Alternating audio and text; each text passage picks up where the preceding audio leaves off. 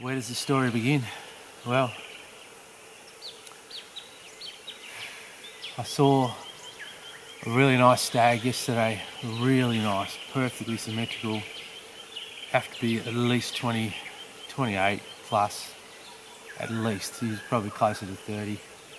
And so I decided to back out because he was too far away.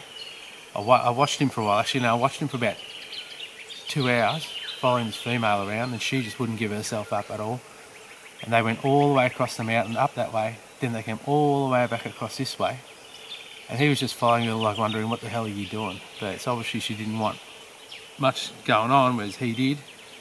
And ended up coming right across, and they ended up bedding up this way.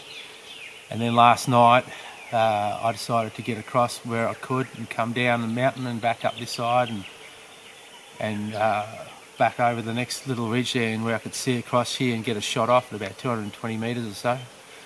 And it was between 200 down the bottom to 300 up the top. And then, yeah, I basically just waited and waited, and then I was surprised this dude put his head up and started smashing the bushes like anything. And I saw these white tops and I thought, mate, that's nice. And I just ended up sitting there and waiting and just looking at them for like 15, probably 20 minutes straight. And they started coming down slowly, but then started walking back up and across. And I thought, well, it's getting dark now. The big fella's not showing himself at all. So if I don't take a shot now, it's either now or never. So I was in two minds of leaving them or not, but like I said, it is my dad. He's actually on his last legs, and he really just wants some deer meat. And my daughter wants a rack for herself. Yeah, it's pretty funny. She's only like 5, 6 years old, but she wants a little deer rack for herself. So I couldn't find that big bloke. I was really hoping to get him, but it was hard to get the camera on this guy. I tell you what, he's just in and out of the bushes, would not put himself out in anywhere where it was open, not even for like 2 seconds. And once he gets himself in the open, you go and move the camera, and then by the time you go to take the shot, it's too late. He's already moved back into the bushes. So camera work is a lot harder than people think. It really is. Trying to get the right shots out in the wild is really hard. Unless you're on an open face, it's totally different.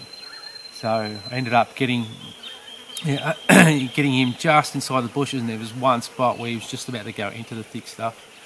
And I thought, well, look, you either take the shot now, I'll let him walk. And I thought, nah, he's going down.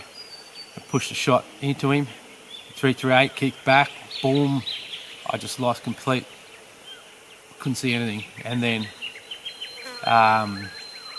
he just, I looked back up and he was bolting down the hill. He ran about 20 metres and then just tumbled and tumbled and tumbled right down.